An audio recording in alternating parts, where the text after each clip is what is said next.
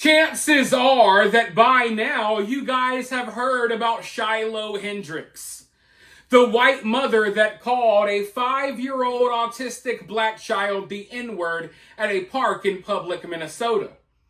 Now, at the time of this recording, there is no credible evidence out there that the child she called the N-word was really 5 or autistic. In fact, the only evidence that we have suggests otherwise. And we know how the media operates. The media hops on any chance they can to paint black people out to be a victim while also demonizing white people. Yet for some reason, we haven't seen a single interview with the parents of this 5-year-old autistic child. For some reason, we have yet to see a single picture of this 5-year-old autistic child. Yet this is the narrative that they're running with. As you know, they would desperately put these people on camera and interview them if they could, but for some reason it's like they're hiding them. Almost as if we've been lied to. Or this child doesn't even exist, or at least this child isn't 5 and isn't autistic. But you want to know what's crazy? Around the same area where Shiloh lives, around the same time when she was calling this kid the N-word, there was a gang shooting. 3 people got killed, multiple people injured, right around where Shiloh lives, and you don't hear anything about that, do you? No one heard anything about that. In fact, the local news only talked about it for about 40 seconds, about 40 to 50 seconds. 3 people killed by gang shootings. Right around where Shiloh lives, the news talked about it for all of 50 seconds. That's all. That's all. Yet they are dedicating entire news segments to Shiloh Hendrix. 3 people getting gunned down. All of these crazy crimes committed by black people. It's not newsworthy. It's just another day in the life. But catching a white woman saying the N-word on camera, it's like finding a leprechaun at the other side of the rainbow. It's like you caught a unicorn in the wild. So the local media is literally ignoring that people are getting shot and killed by gang violence left and right in the same area, while focusing all of their attention on a white woman that said the N-word. And I kid you not, now they are trying to prop up the camera guy that recorded her. They're trying to give him the hero treatment. But when you find out about this guy's past, boy oh boy is it ugly. Accused of doing things with underage girls. Now the charges were dropped not because he's innocent, but because there's a lot of woke judges out there in Minnesota, and because there's a lot of shady things. And within the next couple of days, I'm in the middle of doing research now, I will drop a whole video going over a lot of what this guy's accused of and why the charges were dropped. It's not because he was found innocent. But isn't this what they always do? The martyrs, the heroes, the saints that they try to prop up, it's always a terrible person. It's always someone that put like a gun to a pregnant woman's belly. Someone who touched on little kids or something like that. They always prop up the worst, right? They always prop up the worst. And now this Somalian chomo that was hanging out at a park for whatever reason, recording other people's kids, now he's their latest hero. He's the latest hero that they're trying to prop up. And they're ignoring young black kids getting gunned down by gun violence in the same community. They're ignoring it. It's not newsworthy. Who cares? Let's focus all of our attention on Shiloh because she said the N-word. I want to go ahead and roll this local news clip so we can see where their priorities lie.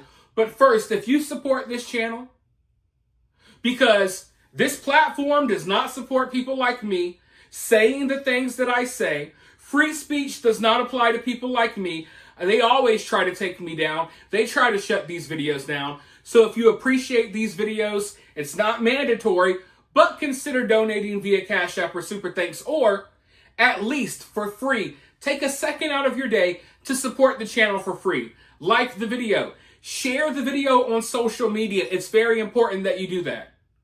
Not only does it help the channel, but it helps spread the word about these cases. And right now, all of the loudest voices out there are all psychopathic, evil people that support Karmelo, and they support Somalian pirates harassing women at the park. So share this video so someone with common sense, who's spreading, common sense, you know what I mean? Share this video so common sense gets out there. And the freedom of speech is welcome here. You don't got to agree with me. Drop your thoughts in the comments below. Subscribe if you haven't already. But with that being said, let's go ahead and roll this local news clip, because the gang shootings, who cares about those? Let's all focus our attention on Shiloh. Roll that clip and then I'll be right back with more. Continuing to follow the latest after a video reportedly shot in a Rochester park went viral last week involving racial slurs against a child at a park. Rochester police actively looking into the video showing a woman holding a small child making racist slurs in reference to another child at the playground, who she claims had taken something belonging to her child. The person recording the video alludes to the child being targeted as having special needs. Tonight, KTTC's Ryder Blair spoke with the man behind the camera. Ryder. Olivia, last week at Roy Sutherland Park, Shamarke Omar says he noticed a woman yelling racial slurs at a 5-year-old African-American boy, and he felt it was only right to defend the child, record the incident on his phone, and post it on social media. Now, Omar says he and his children are receiving death threats for what he thought was an act of justice. If he was my child, I would want somebody else to stand up for him. On the evening of April 28th, Shamarke Omar says he started recording a now viral video of a woman shouting racial slurs at a 5-year-old special needs boy. I thought she was going to deny it and walk away. When there was a video and she saw that I was recording, she doubled down and even tripled down now. With a child of his own on the spectrum, Omar says he felt he was doing what he thought was right. If nobody else is going to do it, I'm going to have to do it. I don't have to ask permission, or should I do it or not, for anybody. A woman who has identified herself as Shiloh Hendrix has crowdfunded more than $430,000 as of Friday night, with a goal of $1 million to protect her family after she says her personal information was released, asking, quote, "help to assist in protecting my family. I fear that we must relocate," end quote. I don't know what to say. It's mind-boggling. I don't know. I thought she was going to get punished for this, but apparently not. She's getting rewarded. Meanwhile, the Rochester branch of the NAACP has showed its support for the child affected by also crowdfunding more than $150,000 in donations by Friday night, with a goal of $250,000. Omar says he and his family have received death threats. He's been threatened, and the rest of the kids also have a death threat against them. To the 15,000 supporters who have donated to Hendrix's fundraiser, Omar says this. Living with hate, it's very stressful. And it shortens your life. So being happy and welcoming is the better way. Change yourselves. A point that has made the rounds on social media in discussion of this incident that we do want to disclose is in 2022, Omar was charged with 2, but both have been dismissed. We have made ongoing efforts to contact Hendrix to report on her side of the story, but we have yet to receive a response. Now, right off the bat, before this guy even opened his mouth, I didn't care about anything he had to say, because in my opinion, he has no business being in this country regardless. Especially if you know what he's accused of. This guy likes to ride around town with his friends and pick up underage girls that have run away from home.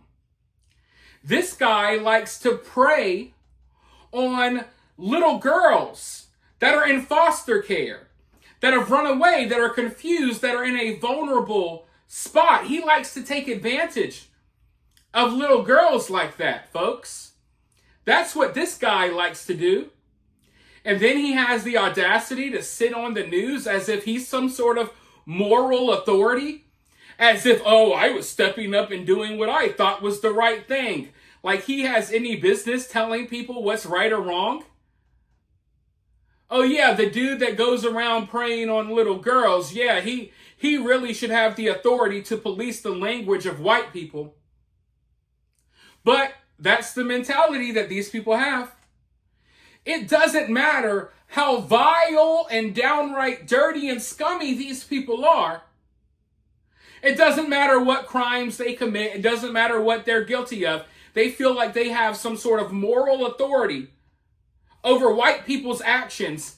They can go R-word a little girl, then they'll go to the park and record a white woman. How dare you say a bad word? Dude, weren't you just like freaking a 14-year-old? Why are you here at the park trying to record people saying bad words? As if you're some bright beacon of hope. A do-gooder out here trying to stop everyone from being bad people. No, you are a terrible person that for some reason thought that you had some place in this earth to where you could record a white woman and condemn her for saying a bad word after what you've been accused of? Really? But here comes the mainstream media chugging along. Oh, what about those gang members that just shot and killed 3 people last night? Screw those people. But what about the violent gang that is killing young black people all over the city? Who cares? We got to dedicate our time to the real criminals like Shiloh, who said a bad word at the park.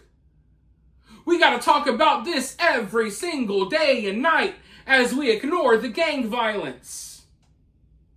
Yeah, here I am. I'm the news anchor. I got robbed on the way over here. Someone broke into my car last night as well. But guess what? We're not going to talk about that because there's a white woman out there that used the black people's favorite word. And that's what we're going to dedicate our lives to every single night. Every news segment will be dedicated to that as we ignore the violent crime that is running rampant through our city. As Somalians go around grooming little girls and picking them up and doing Lord knows what, we will ignore that. In fact, we will recruit these Somalians to berate and harass white women at the park, and we will make celebrities and heroes out of them. It's ridiculous. And this is why, even if I feel like, yeah, what Shiloh said and did was wrong, this is why I just don't care.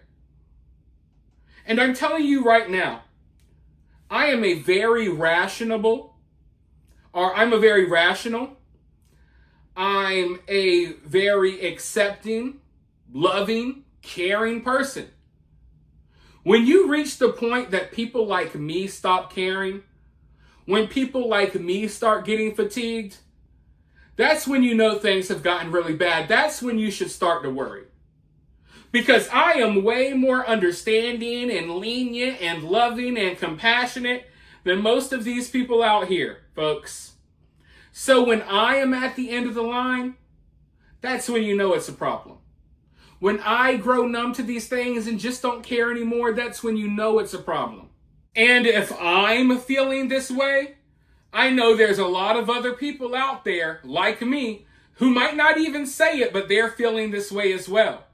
And if we're feeling this way, there's a lot of other people that don't feel the same way we feel right now. But just wait. After a couple of more Austin Metcalfs, because there will be more. There's a couple of more Austin Metcalf-like stories happening right now as we speak that we probably won't hear about. But after a few more Austin Metcalf stories, after a few more Shiloh Hendrix stories, a lot of these people who don't feel how I feel now, they're going to be feeling how I feel in the future.